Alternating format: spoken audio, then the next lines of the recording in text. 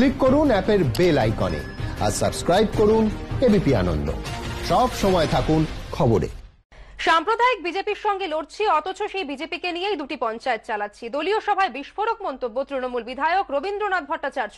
দলের ঐক্য নিয়েও তুললেন প্রশ্ন। দলের গোষ্ঠীদ্বন্দ্বের কথা কার্যত স্বীকার করে সমস্যা সমাধানের আশ্বাস জেলা তৃণমূল মুখপাত্রের।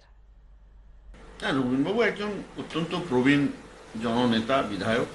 তার সঙ্গে আলোচনা করব যে তার কি কোনো ক্ষোভ বিক্ষোভ আছে কিনা।